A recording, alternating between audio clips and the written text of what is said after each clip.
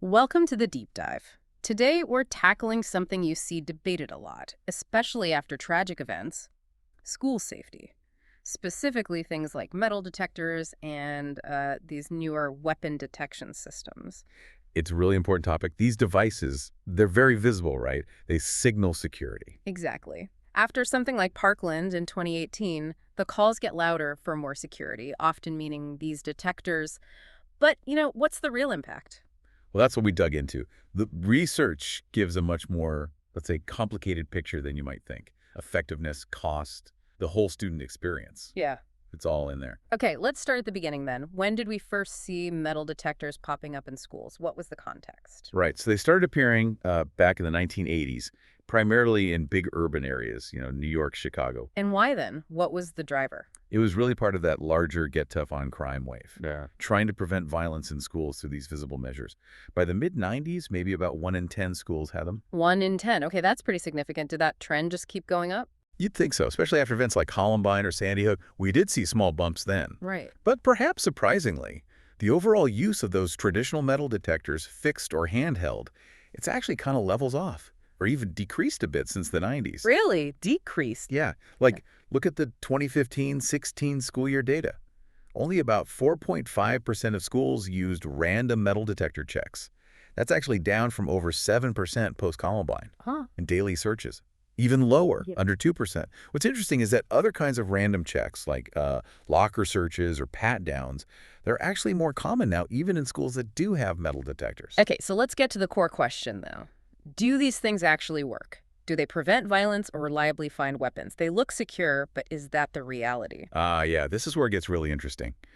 Because the evidence, it seriously challenges how effective they are. How so? Think about airports. They use them constantly, way more intensively than schools. Yet even there, some tests showed failure rates as high as 95% in finding weapons back in 2017. 95%. In an airport. Yep. The TSA overall averaged something like an 80% failure rate in spotting weapons that year. It's high. Wow. Okay, if they're failing that often in airports with all that infrastructure, what does that mean for schools? Well, that's the problem. We have stories, anecdotes suggesting they work in schools sometimes, Mm. but hard, reliable statistics, they're really lacking. Mm. In fact, some data hints that schools might actually find more weapons during searches conducted without the scanners. Wait, say that again? More weapons found without the machines. Yeah. New York City, for example, reported one year that over half, 57%, of the weapons they confiscated were found without using scanning devices at all. That's counterintuitive. It is. Yeah. And get this. For every roughly 23,000 students scanned in NYC's boroughs, they found only one dangerous item. 23,000 scans for one item. Just one. It really makes you question the efficiency, Is it the best use of resources? So it sounds like it's not just about having the machine there.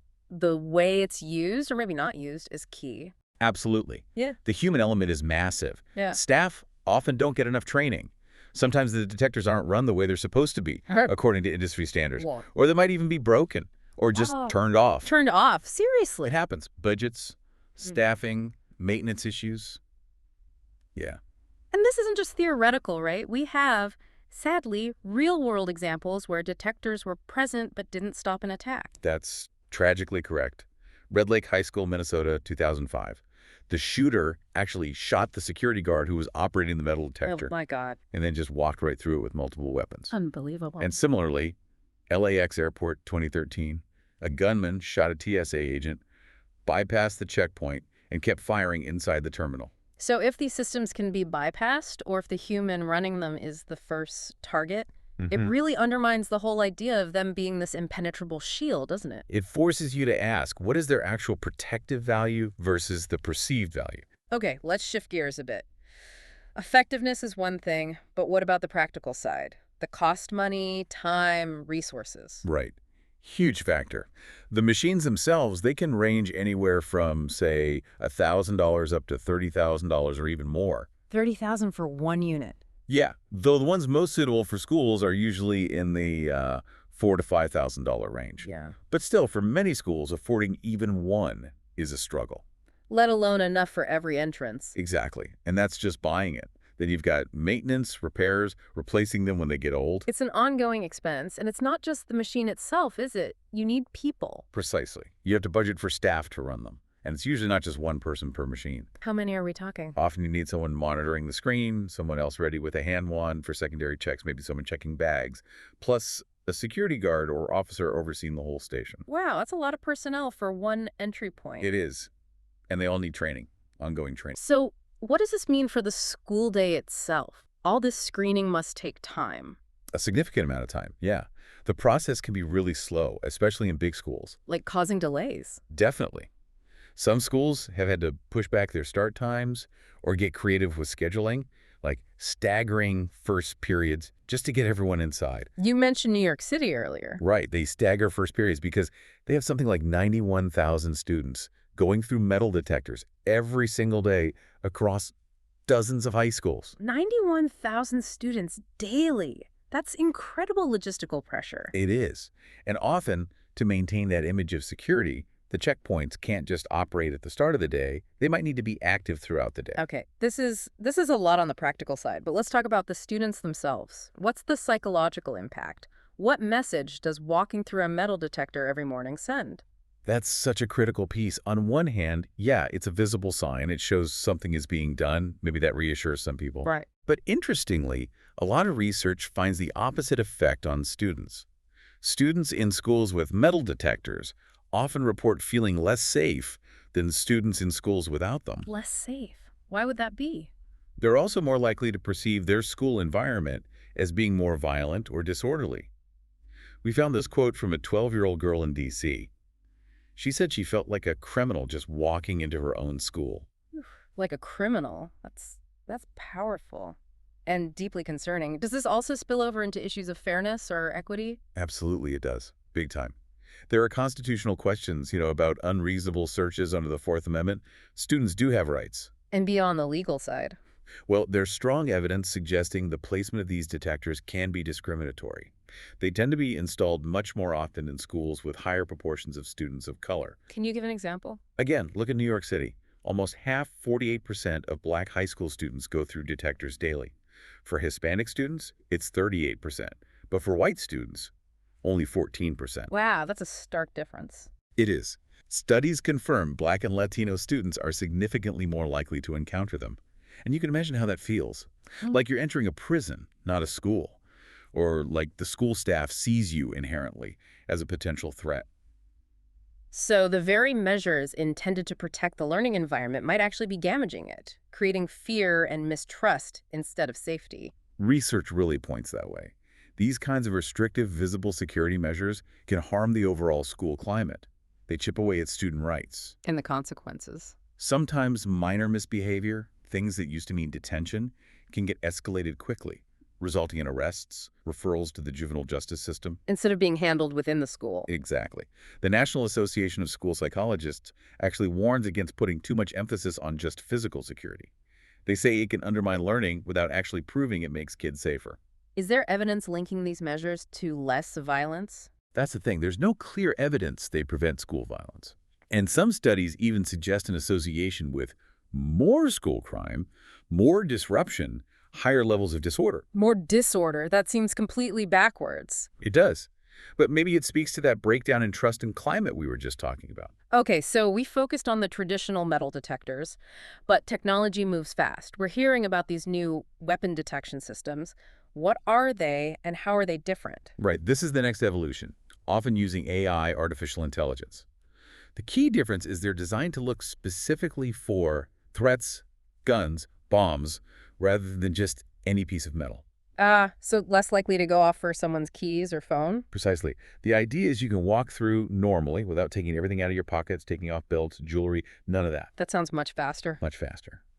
These AI systems can process people way quicker, maybe over 10 times the rate of the old single-file detectors.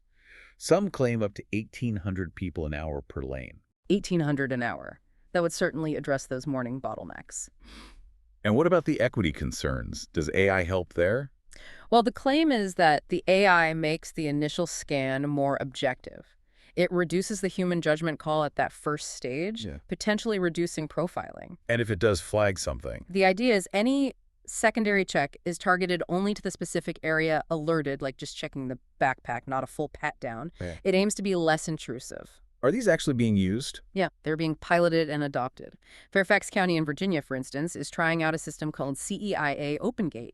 It uses low-frequency electromagnetic fields, considered safe for everyone, even pregnant women, unlike older X-ray tech. Okay, faster, maybe more objective, safer tech. Yeah. But what about the cost? We talked about how expensive the old ones were. Still a major factor. We looked at one school district's presentation. They estimated about $17 million just for a 5-year lease on the equipment, software installation. $17 million for a 5-year lease. Yep. And that didn't even include other security costs like additional officers or campus safety staff. So staffing is still an issue, too. Absolutely. You still need trained people at each station, backup plans if someone's out sick. It's still a significant operational lift. And crucially, even the companies selling these systems say they are a deterrent, a tool, but not a guarantee. They don't promise 100% safety. Right. No silver bullet. Yeah. So even with better tech, it seems like physical barriers alone aren't the whole answer. Where does that leave us? What else contributes to making schools genuinely safe places? Yeah, this really pushes us to look at the bigger picture, beyond the hardware.